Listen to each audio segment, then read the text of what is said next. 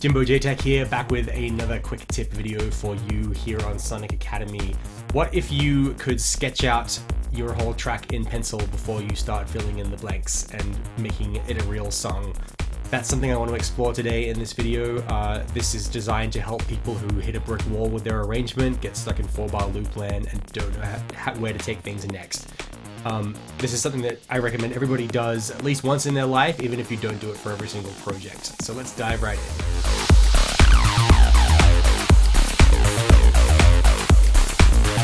In today's session, I want to show you how to kind of sketch out the arrangement and the palette of sounds that you're going to use for your song before you even sort of put pen to paper.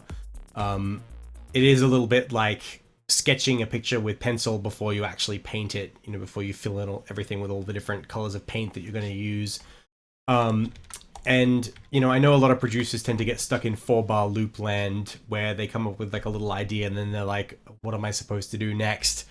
And so what this does, you know, this exercise sort of breaks that cycle by establishing a whole lot of the final parameters of the entire arrangement before you even start. And what it leads to is a more streamlined process where when you are actually doing the creative stuff, you can do it in a bit more of a free-flowing way. You definitely don't have to do this for every track, but if you've never done this before, I highly recommend it. So basically, first of all, you want to go shopping for your favorite sounds. And the reason that you do that is that so much of the blockage that you have in your creative flow is when you're trying to find something that you like, or when you're trying to find the right sound. And when you're usually when you're trying to find the right sound, you're trawling through, you know, dozens of sounds that aren't relevant to what you're doing before you hit on the one that's right. And so what I did, and what I've sort of continued to do every year, is about once a year go shopping for a complete drum rack of a certain type of drum sound.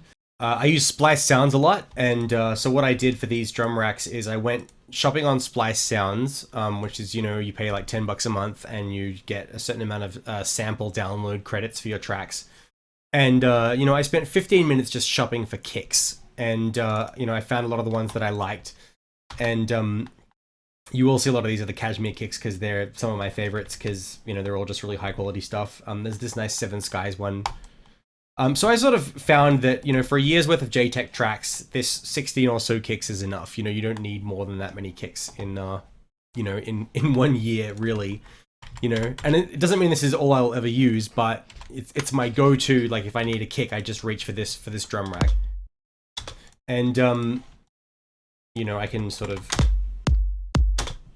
just key in this MIDI pattern. And so I've got my kick, and so, you know, my first question that I'm going to ask is of this project is, what if that was just like it for the kick? What if I just sign off on the kick now? I'm like, okay, I've picked my sound. That's great.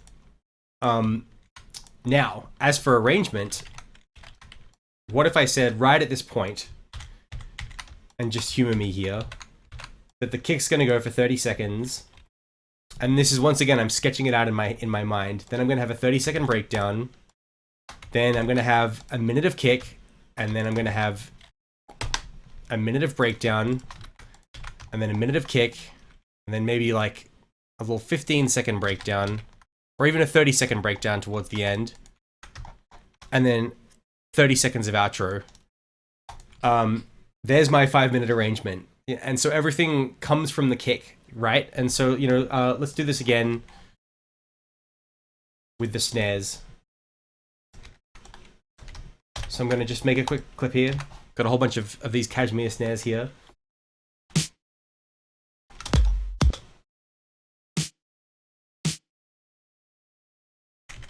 Now, I'm just going to go with that one for now.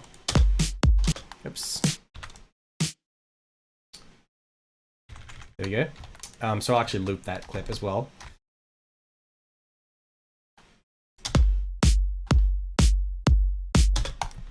Nice.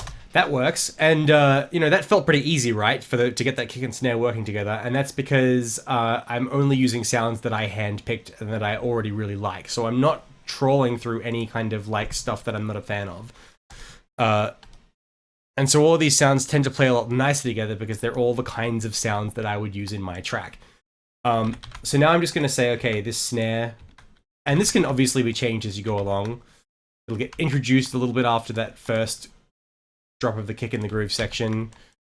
I usually don't have a snare right at the drop, so I can probably say that that's going to be like there. And maybe I'll have that snare going all the way to the end of the track. And what if I just called it a day for the snare and the snare sound selection and the snare arrangement right there? Next, we're going to go shopping for sounds in the instruments that we already have. So shopping, you know, in my own library of sounds. And the goal of this is really just to find a sound that I like and that I think is cool. And before I've even told a story with it, I know that I want to use the sound itself.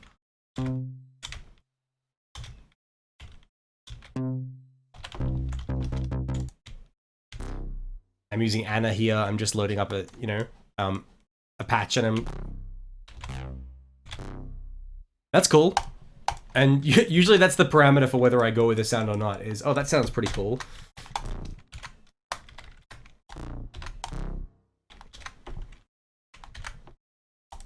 So I'm just going to key in any old pattern at this point. My next big piece of advice for people who have writer's block is start by just writing any old thing. A lot of the time it's just write something crap and then like keep refining it until it isn't crap anymore. So what I'm looking for right now is just basically like a placeholder.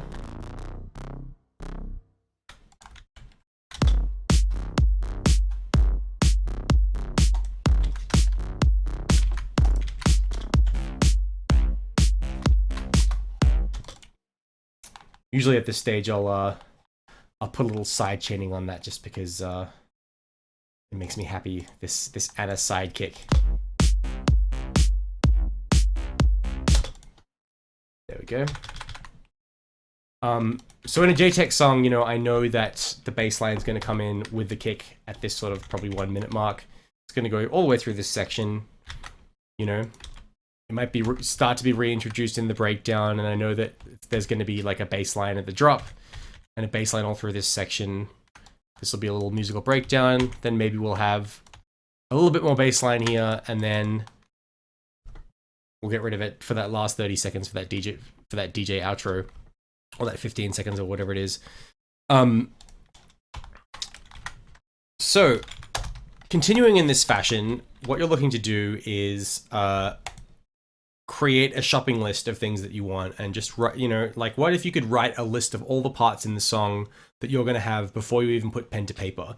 So let's have a look at what that looks like once you flesh it out a bit more.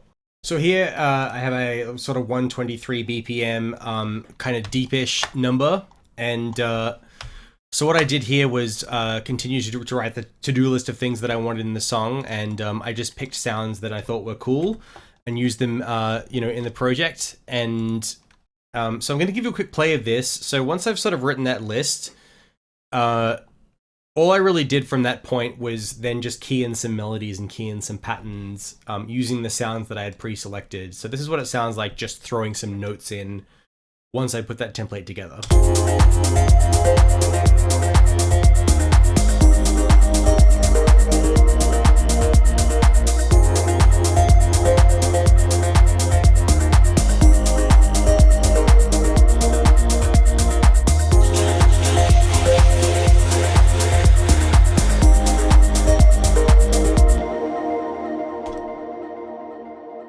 So I haven't used all of these parts yet, but as you can see, you know, there's quite a lot of stuff going on already. Down here, I have these sends, or these return channels, you know, for warmth, and I've got like a space bus, which is where, you know, I have a long reverb with a compressor, and then like a ducking sidechain compressor on that. You know, so I even pre-designed some fun sends. So, you know,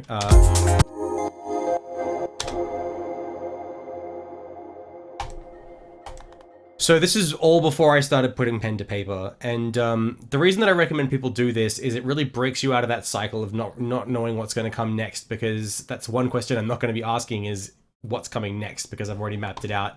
I've used these markers to define the different sections of what they're going to be, and that's basically it. And you know, you could do 3 or 4 tracks with this one template, and none of them would sound anything alike, you know, because you do change things as you go along. What I tend to do when I do a track like this is, you know, then I also bring some outside samples in. This is from Splice.